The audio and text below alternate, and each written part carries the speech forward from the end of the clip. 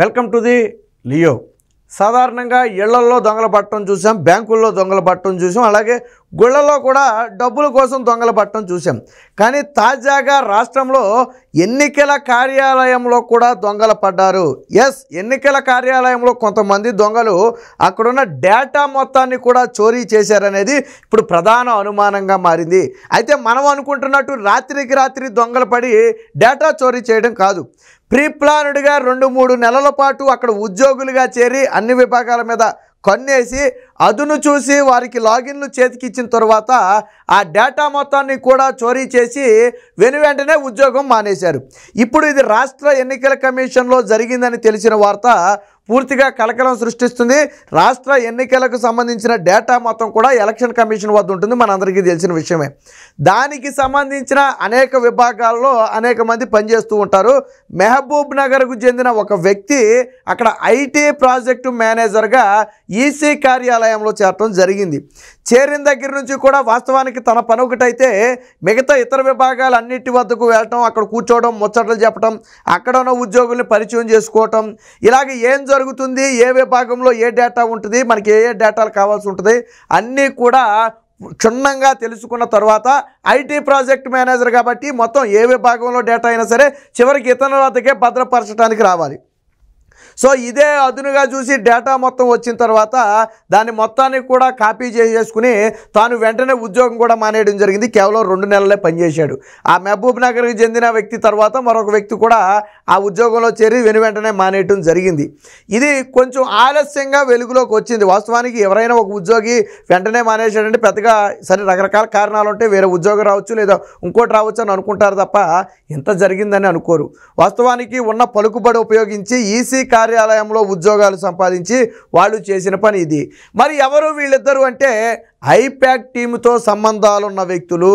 అంటే మొత్తం ప్రీప్లాన్డ్గా జరిగిన వ్యవహారంగా కనపడుతుంది.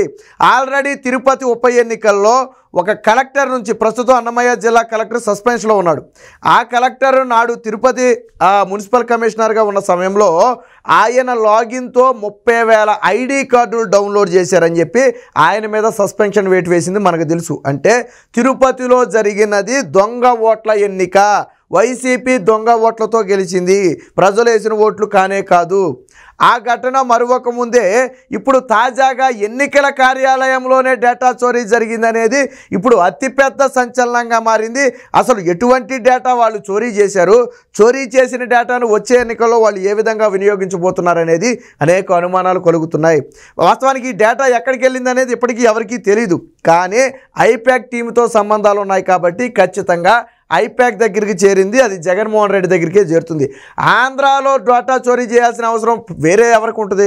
ఇప్పుడు ఆంధ్రాలో ఉన్న డేటా అది ఏం డబ్బులు కాదు, ఇప్పుడు ఎవడైనా తీసుకోవడానికి ఆంధ్ర ఓటర్ల డేటా అది.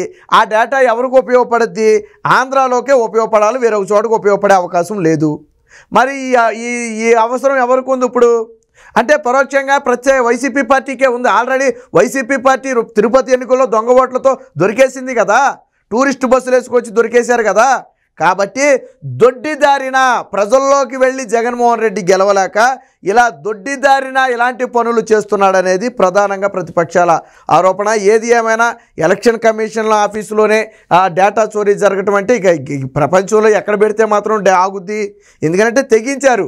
వాస్తవానికి రాష్ట్ర ప్రభుత్వం అనుకుంటే ఏదైనా చేయగలదని చెప్పి ఈరోజు నిరూపించారు. దీనికి సంబంధించిన వార్త కూడా ఒకటి వచ్చింది, ఒకసారి చూద్దాం. ఈసీలో దొంగలు పడ్డారు, రాష్ట్ర ఎన్నికల కార్యాలయంలో చొరపడ్డ ఐపాక్. నేను ఇందాకే చెప్పా, ఐపాక్తో సంబంధాలు ఉన్న వ్యక్తులను ప్లానుడుగా ఎలక్షన్ కమిషన్ ఆఫీసులో పెట్టి వివిధ హోదాల్లో పెట్టి లాగిన్స్ అన్ని వాళ్ళ చేతికి వచ్చిన తర్వాత నమ్మి లాగిన్స్ ఇచ్చిన తర్వాత డేటా మొత్తాన్ని కూడా చోరీ చేసి వాళ్ళు ఉద్యోగం మానేశారు. సో ఇప్పుడు ఇదే రాష్ట్ర వ్యాప్తంగా కూడా ఒక సంచలనంగా మారింది. కీలక డేటా మొత్తం చోరీ, ఇప్పటికే కలకలం రేపుతున్న ఓట్ల దొంగలు. ఇప్పుడు ఏకంగా ఈసీలోకి దొంగలు, చొరబాటు వ్యవహారం వెలుగులోకి. సీఈఓ కార్యాలయంలో ఉద్యోగులుగా చేరిన ఇద్దరు, ఆ ఇద్దరికి ఐపాక్తో సన్నిహిత సంబంధాలు. ఇప్పుడు అర్థమైందా మీకు ఎవరయ్యా ఇద్దరు అంటే? ఐపాక్ టీంకి చెందిన వాళ్ళు, ప్రశాంత్ కిషోర్ టీంకి చెందిన వాళ్ళు. సో వాళ్ళిద్దరూ ఇప్పుడైతే చేరారు. వారిలో ఒకరు ఐటీ ప్రాజెక్ట్ మేనేజర్ హోదాలో ప్రవేశం, ఈసీ కార్యాలయంలోని కీలక విభాగాలపై కన్ను, నమ్మి లాగిన్లు వాళ్ళిద్దరి చేతిలో పెట్టిన అధికారులు అదే అదునుగా డేటా మొత్తం కూడా చాప చుట్టేశారు. 2 నెలలు మాత్రమే అక్కడ విధులు. ఈలోపే హార్డ్ డిస్కులు, మెయిల్స్ మొత్తం కాపీ. తీవ్ర ఆందోళనలో రాష్ట్ర ఎన్నికల అధికారులు. సో జనంలోకి చొచ్చుకుపోవడం చేతగాక వైసీపీ అడ్డదారులు దొక్కుతుంది. తిరుపతి పార్లమెంట్ ఉప ఎన్నికల్లో దొంగ ఓట్ల వ్యవహారం ఇప్పటికీ కలకరం రేపుతుంది. ఇప్పుడు ఏకంగా సీఈఓ కార్యాలయంలోనే దొంగలు చొరపట్టడం తాజాగా సంచలనం. అత్యంత విశ్వసనీయ వర్గాల సమాచారం ప్రకారం వైసీపీ సొంత సంస్థగా భావించే ఐపాక్ టీంతో సంబంధాలున్న ఇద్దరు వ్యక్తులు రాష్ట్ర ఎన్నికల ప్రధాన కార్యాలయంలో దూరి 2 నెలల పాటు పనిచేసి ఏ విభాగంలో ఏ డేటా ఉంటుందో మొత్తం చెక్ చేసుకుని అదును చూసి డేటా మొత్తం కూడా కాజేశారు. 2 నెలల తర్వాత మానేసిన వీళ్ళు ఏం చేశారనేది కూడా ప్రధానంగా ఆరా తీయాల్సి ఉంది. సరే, ఎలక్షన్ కమిషన్ ఏమంత ఈజీగా వదిలిపెట్టదు అనుకోండి. దీనికి సంబంధించి ఇంకో విచిత్రం మీకు చెప్పనా?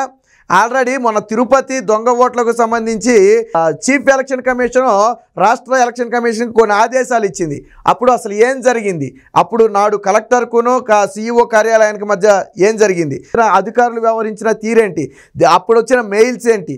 ఇవన్నీ కూడా నివేదిక రూపంలో మాకు ఇవ్వాలని చెప్పి కోరితే 2021-22 డేటా లేదు అందులో.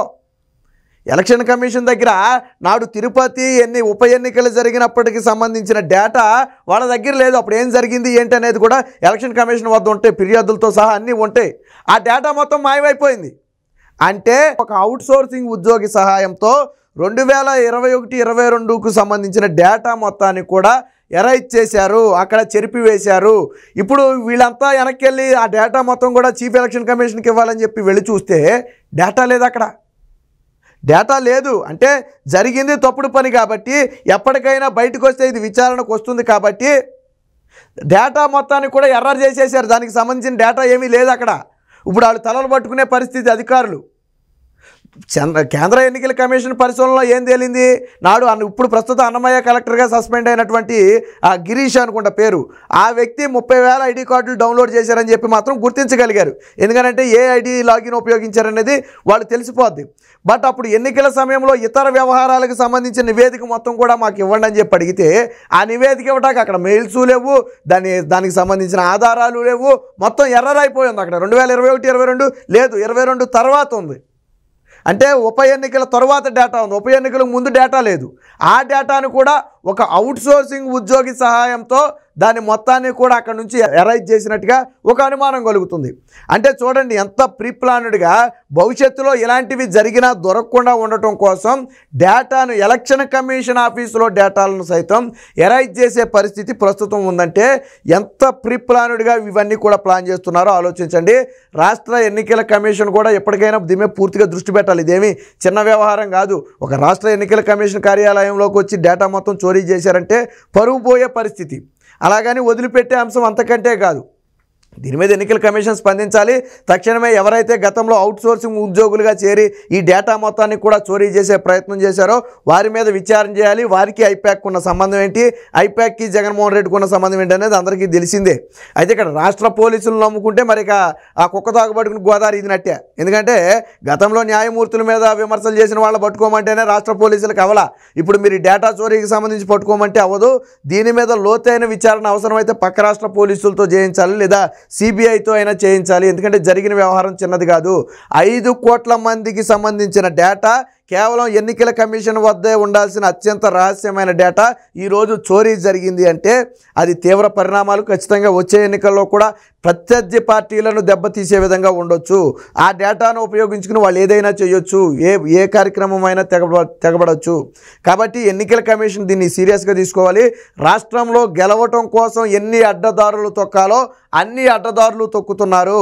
చివరికి రాష్ట్ర ఈసీ కార్యాలయంలో ఎలక్షన్ కార్యాలయంలో కూడా దూరి డేటాను చోరీ చేసే స్థాయికి ప్లాన్ వేశారు. అంటే వచ్చే ఎన్నికలు ఎలా ఉండబోతున్నాయి 2024లో ఇప్పటి నుంచే వైసీపీ ఎగ్జాంపుల్ చెబుతోంది.